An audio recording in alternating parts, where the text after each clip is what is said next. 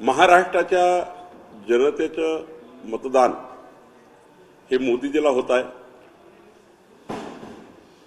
जनता मोदीजींच्या विकासनामा वचननाम्यावर मत देत आहे। 14 एप्रिल 2024ला महामानव डॉक्टर बाबासाहेब आंबेडकरांच्या जयंतीच्या दिवशी विकसित भारताचा वचननामा मोदीजींनी दिला आहे आणि या वचननाम्यामध्ये ज्या पद्धतीने सर्व क्षेत्रामध्ये मोदी सरकार काम करणार आहे आणि मोदी सरकारवर गॅरंटी आहे। जसं मागच्या 14 आणि 19 मध्ये जे वचननाम्यामध्ये ज्या बाबीचा उल्लेख मोदीजींनी केला होता ते सर्व कामं मोदीजींनी पूर्ण केले आणि पुढच्या काळामध्ये मग 3 कोटी लखपती दिदी असेल, 4 कोटी नवीन घरकुलं असेल, 40,000 किलोमीटर नवीन रस्ते असतील, हा जो वचननामा आहे या वचननाम्याला जनता साथ देत आहे। जागा वाटप पूर्ण झालाय मात्र अजूनही नाराजी दिसते। काल किरण सामंतांनी उदय सामंत यांचे सगळे पोस्टर काढून टाकले। त्यांना लढण्याची इच्छा होती, नारायण राणे हा उमेदवार तुम्ही तिथे दिलाय म्हणून नाराजी दिसते। नाही, अनेक ठिकाणी असं होत असतं। प्रत्येकाला असं वाटतं मला निवडणूक लढावी आणि कार्यकर्ते समर्थकाला वाटतं, पण साधारण महायुतीच्या राजकारणामध्ये काही कमी जास्त करावं लागतं। ठाण्याची जागा आम्ही मागितली होती, शेवटपर्यंत आम्हाला मिळेल असं वाटलं होतं, पण ठाणे सीट आम्हाला मिळाली नाही। तसंच अनेक सीट आहे, नाशिक सीट ही राष्ट्रवादीला जाईल असं वाटलं होतं, पण महायुतीच्या राजकारणामध्ये जेव्हा सिटिंग सीट आहे, नाशिक असेल, ठाणे असेल, या शिवसेनेच्या एकनाथ शिंदेच्याकडे असलेल्या काही सीट आहेत, पालघर आता आमच्याकडे येत आहे जवळपास, हे निश्चित आहे। त्यामुळं कमी जास्त करत करत आम्ही महायुतीचा धर्म पाळला आणि त्यामुळं आमच्यासोबत आलेले अजितदादा, एकनाथ शिंदेजी यांना आम्ही मोठ्या भावाच्या भूमिकेमध्ये, त्यांनी सुद्धा लहान भावाच्या भूमिकेमध्ये महायुतीचा धर्म पाळण्याचं काम केलं आहे। महाविकास आघाडीमध्ये ठाकरेंचे 5 खासदार असताना त्यांना 21 जागा मिळाल्या, मात्र 13 खासदार असताना शिंदेना केवळ 16 जागा मिळाल्या, 5 जागा कमी त्यांना मिळाल्या।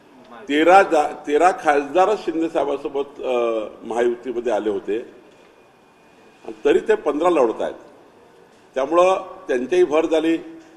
अजितदादा 42 आमदार घेऊन आलेत, त्यांच्यामुळं 42 आमदार अजितदादा सोबत आहे। त्यांचा एकच त्या ठिकाणी खासदार त्यावेळी आले होते, सुनील तटकरेजी, त्यांना साधारण 5 सीट गेल्या आहे।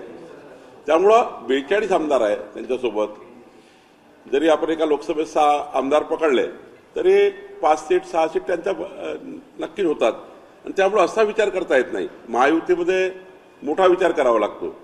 त्यामुळं 13 आल्यानंतर 15 सीट एकनाथ शिंदेला मिळाल्या, त्यांना कमी नाही मिळाल्या आहे। बरं, काल फडणवीस असं म्हणाले की ज्यावेळेस हे बंड झालं होतं शिवसेनेमध्ये आणि सगळे निघून गेले होते त्यावेळेस उद्धव ठाकरेंनी त्यांना फोन केला होता आणि हे सगळं थांबवा, तुम्हाला मुख्यमंत्री आम्ही करतो आणि आमचा पक्ष तुमच्यासोबत घेऊन येतो, असा गौप्यस्फोट त्यांनी केला।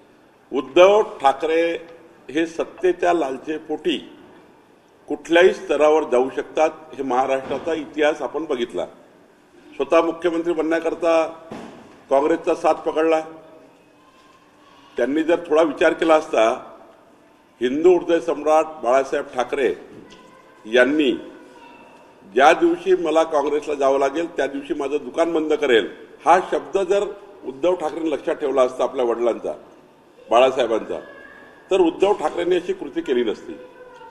उद्धव ठाकरेंना पदाची लालसा होती, त्यांना मुख्यमंत्री व्हायचं होतं आणि म्हणून त्यांनी आमच्याही दगाफटका केला। नंतरच्या काळामध्ये काँग्रेसच्या विचाराची त्यांनी संगनमत केलं। सोनिया दरबारात ते जाऊन बसले।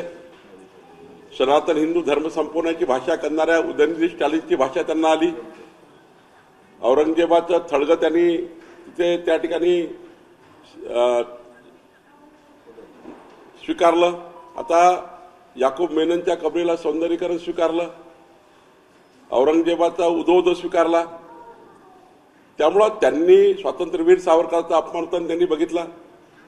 उद्धव ठाकरे यांनी संपूर्ण ज्या आधारावर शिवसेनेची स्थापना झाली होती, जो आधार होता तो सत्तेच्या लालचेपोटी, सत्तेच्या हवासापोटी त्यांनी सारं सोडलं आणि शेवटी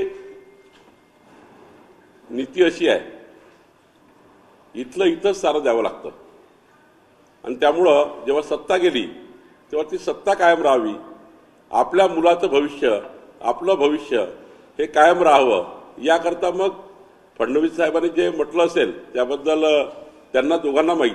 पण उद्धव ठाकरे काही करू शकतात, सत्तेकरता ते कोणाशीही जाऊ शकतात, कुठल्या विचाराशी तडजोड करू शकतात, हे मात्र महाराष्ट्राने बघितलं. बरं, आता यावर शरद पवार म्हणतात की फडणवीस काय माहिती कपोल कल्पित बोलायला लागले, इमॅजिनरी बोलायला लागले, तर त्यांच्याच ठाकरे गटाचे दुसरे लोक म्हणतात की फडणवीसांची क्रेडिबिलिटी संपली आहे, त्यामुळे काहीही बोलता येत नाही.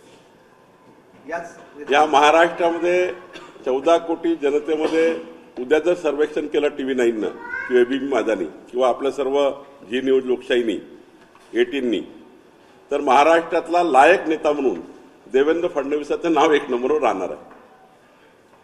शरद पवार असं म्हणतात की मोदींना महाराष्ट्रात यावेळेस कमी जागा मिळतील गत निवडणुकीपेक्षा. मतदानाची टक्केवारी उशिरा जाहीर केली त्याबद्दल आमची तक्रार आहे असं त्यांचं म्हणणं आहे. आणि महाराष्ट्रात इतक्या टप्प्यामध्ये मतदान घेण्याची काय गरज होती, हे 3 प्रश्न उपस्थित शरद पवार. 2019 मध्ये एवढ्या टप्प्यात मतदान होतं. मोदीजींच्या नावाची सुप्त लाट या महाराष्ट्रात आहे, त्यामुळं जागा वाढतील, जागा कमी होणार नाही. राहिला तिसरा प्रश्न, पर्सेंटेज ऑफ व्होट. जेव्हा 6 वाजता शेवटची रांग संपतं तेव्हा 8 वाजेपर्यंत 9 वाजेपर्यंत जेवढे लोक 6 वाजता आले ते लांबत लांब 8 साडेआठ पर्यंत मतदान होत असतं. त्यामुळे ती पर्सेंटेज शेवटी डिक्लेअर होतं. त्यामुळे पवार साहेब असे चुकीचे नरेटिव्ह सेट करू नका, राजकारणामध्ये इतक्या खाली जाल हे वाटत नाही.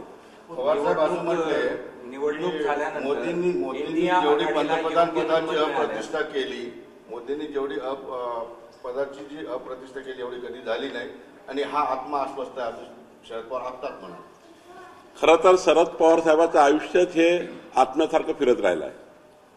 आणीबाणीच्या काळानंतर 77 मध्ये त्यांनी काँग्रेसशी धोका केला, 80 मध्ये काँग्रेसला धोका दिला,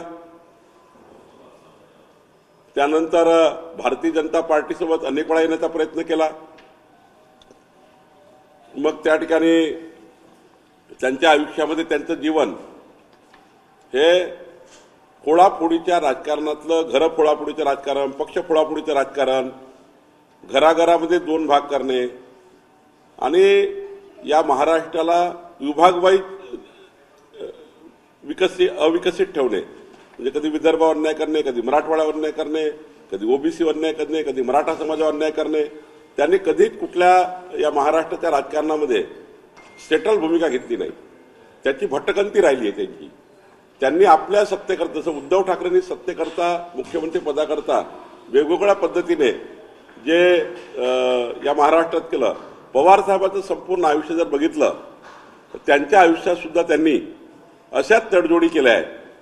पद टिकवण्याकरता या महाराष्ट्राच्या राजकारणात मला सांगा, ममता बॅनर्जींनी आपल्या स्वतःच्या भरोशावर सरकार स्थापन केले. या देशातले अनेक नेते असे आहेत ज्यांनी 15 वर्षात स्वतःला एस्टॅब्लिश केलं. कधी पवार साहेबांनी स्वतःच्या भरोशावर महाराष्ट्रात सरकार बनवलं? कधी स्वतः महाराष्ट्राचे 144 आमदार निवडून आणले? कधीच त्यांनी स्वतःच्या भरोशावर राजकारण केलं नाही. कधीच त्यांना बहुमत मिळालं नाही महाराष्ट्राचं. त्यांनी 50-60-70, 50-60-70, 50-60-70 यावरच राजकारण केलं. त्यामुळे त्यांचं जीवन नेहमी भटकंती राहिला. याला पकड, त्याला पकड, त्याला पकड, त्याला आण, त्याला आण, आणि त्यातनं शरद पवार साहेबांनी एवढे दिवस सत्ताकारण केलं आहे. त्यामुळे त्यांनाच जास्त सुचतं. राहिलं मोदीजी स्टेबल गव्हर्नमेंटमध्ये आहे आणि मोदीजी महाराष्ट्रामध्ये आम्ही त्यांना निमंत्रित करतो आहे. ते स्वतः पंतप्रधानाचे उमेदवार आहे आणि पंतप्रधानाचा उमेदवार हे तर अभिमान आहे, आपल्याला स्वाभिमान आहे महाराष्ट्राला, की जे स्वतः पंतप्रधानाचे उमेदवार आहे त्यांच्यामध्ये त्यामुळे 200 रॅली करण्याची की क्षमता आहे. त्यामुळे ते महाराष्ट्रात येत आहे, जनतेचे मतं मागताय. आणि म्हणून शरद पवार साहेबांना मोदीजी महाराष्ट्रात फिरतात म्हणून शरद पवार साहेबांना आणि त्यांच्या MVAला, महाविकास आघाडीला पडता भुई कमी झाली आहे आणि म्हणून ते मोदीजीवर टीका करतायत. 5 वर्षात 5 पंतप्रधान हे वक्तव्य भाषणामध्ये मोदीजी करतायत, परंतु शरद पवार म्हणतात की हा मोदींचा जावई शोधत. बाबा, 272 प्लस खासदार पंतप्रधान करता लागतात आणि काँग्रेस पार्टी 240 लढतात. 240 काँग्रेस लढत आहे, निवडून किती येतील? आणि मग पंतप्रधान कसे बनतील? असेच बनतील ना, याला पकड, त्याला पकड, त्याला पकड, त्याला पकड, मग 1 वर्ष तू घे, 1 वर्ष तू घे, 1 वर्ष तू घे. जी काँग्रेस 400 लढवत नाही तर 272 कशी निवडून येईल? जे काँग्रेस 240च लढत आहे मुळात देशामध्ये. त्यामुळे तुम्हालाही कळतं काँग्रेस पार्टीच्या त्याचा असा दिवसही येत नाही देशामध्ये. काँग्रेस पार्टी जर स्टेबलच गव्हर्नमेंट देऊ शकत नाही, 240 सीट लढत आहे आणि 272 प्लस प्रधानमंत्री व्हायला लागतात. मग हे तर तुम्हालाही कळेल की काँग्रेस पार्टी ही पुन्हा 1-1 वर्षाचं आश्वासन लोकांना देईल आणि अलग अलग पंतप्रधान बनवतील. निवडणुका झाल्यानंतर इंडिया आघाडीला योग्य नंबर मिळाल्यानंतर पूर्ण सरकार द्यायची आमची तयारी, असं शरद पवार. बारामतीची सीट वाचवून दाखवा. सध्या त्यांचा जीव अटकलाय बारामतीमध्ये, ते महाराष्ट्रात कुठे फिरत नाही आहे. सध्या बारामती त्यांचा शेवटचा प्रदेश झाला आहे. म्हणजे बारामतीचा तर इंडिया झाला आहे, बारामतीचा आता महाराष्ट्र झाला आहे. त्यांना महाराष्ट्राचं आम्हाला दुर्दैव वाटतं, त्यांना बारामतीच्या बाहेर ते निघू शकत नाही. इतके वर्ष त्यांनी राजकारण केलं, बारामतीमध्ये अटकून आहेत आणि 1 सीट त्यांना एवढी अवघड होत आहे. खरं तर असं त्या ठिकाणी आपलं नेतृत्व असतं की आपण साधा एक व्हिडिओ कॉल जरी केला जनतेला, एक आवाज जरी केला तरी सीट निवडून येऊ शकतं. अशा अनेक सीटा देशामध्ये की न जाताही सीट निवडून येतात. पवार साहेबांनी एवढे दिवस 45 वर्ष 50 वर्ष त्यांच्या आयुष्याचे घालवले, त्यांना बारामतीत पायी पायी फिरावं लागतंय, घरोघरी फिरावं लागतंय. यापेक्षा दुर्दैव काय आहे? महाराष्ट्रामध्ये पहिल्यांदा मोदींच्या एवढ्या मोठ्या सभा होत आहेत, म्हणजे गेल्या 10 वर्षामध्ये जर आपण पाहिलं, का एवढा का होऊ नये? महाराष्ट्रात येत आहेत. भाजप महाराष्ट्र का होऊ नये? भाजप कमी पडते म्हणून मोदीला का होऊ नये? पंतप्रधान पदाचे उमेदवार आहेत मोदीजी, पंतप्रधान पदाचे स्वतः उमेदवार आहेत. स्वतः या देशाची सेवा केली 10 वर्ष. जेवढं जास्त जनतेला मोदीजी भेटतात त्यांना तेवढी ऊर्जा मिळतं. मोदीजी जनतेची ऊर्जा मिळवतात, मोदीजी जनतेला थेट बोलतात आणि मला तर अभिमान वाटतो अशा पंतप्रधान महोदयाचा. ते भाजपाचे नेते आहे म्हणून नाही, एक प्रधानमंत्री या देशाच्या प्रत्येक व्यक्तीला बोलू इच्छितं आणि प्रत्येक व्यक्तीचे डायरेक्ट मतं घेण्याची तयारी करतं. यापेक्षा चांगला लोकशाहीमध्ये दुसरा संदेश नाही, यापेक्षा जास्त चांगला संदेश नाही. हा अत्यंत मोठा संदेश देशाला आहे की मोदीजी स्वतः त्या ठिकाणी या महाराष्ट्रात, देशात, संपूर्ण देशात राहायला करतायत. इतर राज्यात नाही करत, जेवढ्या सर्वीकडे करतायत, साऱ्याकडे करतात. आज कानपूरमध्ये रोड शो आहे. तुम्ही ज्या प्रमाणात महाराष्ट्रात झाल्या त्या प्रमाणात इतर राज्यात झालेल्या तुम्ही नाही. अंदाज तुम्ही महाराष्ट्रात नाही, तुम्ही गुजरातमध्ये जा, तुम्ही राजस्थानमध्ये जा, तुम्ही मध्य प्रदेशमध्ये जा, उत्तर प्रदेशमध्ये जा. मोदीजी घरी बसत नाही, त्यांना घरी बसायची सवय नाही. तर लोकांना ते शरद पवार साहेबांना घरी बसायची सवय आहे, त्यांना उद्धव ठाकरेंना घरी बसायची सवय आहे. हे असे नेते नाही मोदीजी. 2.5 वर्ष घरून निघाले नाही. मुख्यमंत्री झाल्यावर आपल्या खिशात पेन नाही. मुख्यमंत्री झाल्यानंतर 2दा मंत्रालयात गेले. मुख्यमंत्री झाल्यानंतर 2.5 वर्षात 2दाच विधान भवनात गेले. असे मोदीजी नाही आहे. मोदीजीला सकाळी 7 पासून रात्री 1 वाजेपर्यंत जनतेमध्ये जनसंवाद, नमो संवाद आवडतो, त्यामुळे ते जातात. उद्धव ठाकरे यांनी टीका केली की महाराष्ट्रात वखरलेले आत्मे फिरतायत, माझ्या महाराष्ट्राला लुटण्याचं काम करतायत. मी आता शपथ घेतोय की यांना महाराष्ट्र लुटू देणार नाही, असं त्यांनी टीका केली. उद्धव ठाकरेबद्दल काय बोलावं? त्यांचा आत्मा आदित्य ठाकरेचा अटकलेला आहे. शरद पवार साहेबांचा आत्मा सुप्रियाताईमध्ये अटकलेला आहे आणि आदित्य ठाकरेंना सेटल करण्याकरता ते उद्धव ठाकरे आता निवडणुकीच्या काळात थोडे बाहेर निघाले. पुन्हा दरवाजा बंद होईल. जसं राहुल गांधीला सवय आहे ना की इलेक्शन झालं इटलीमध्ये जायचं, युरोपमध्ये जायचं, लंडनमध्ये जायचं, आराम करायचा. तसं आता यांचंच आहे. हे निवडणुकीत आता खूप आरवतील आणि मग दरवाजे बंद करतील. त्यांना सवयच नाही जनसेवा करायची, त्यांना सवयच नाही 7 वाजतापासून रात्री 1 वाजेपर्यंत काम करायची. सवय नसलेल्या नेत्यांनी महाराष्ट्र पुढे नेऊ शकत नाही. महाराष्ट्राला पुढे न्यायचं असेल तर दिवसातून 16 तास काम करणाऱ्या नेत्याची गरज आहे. त्यामुळे उद्धव ठाकरे कधी महाराष्ट्राचं भलं करू शकत ते असंही म्हणाले की नकली शिवसेना बोलून मोदीजी सुप्रीम कोर्टावर दबाव आणत आहेत, सुप्रीम कोर्टावर दबावाला न बळी पडता निकाल द्यावा असं उद्धव ठाकरे म्हणाले. आता उद्धव ठाकरेच्या प्रत्येक प्रश्नाचं उत्तर काही मी देणं योग्य नाही, पण उद्धव ठाकरे हे सध्या त्यांचं मानसिक संतुलन बिघडलेलं आहे.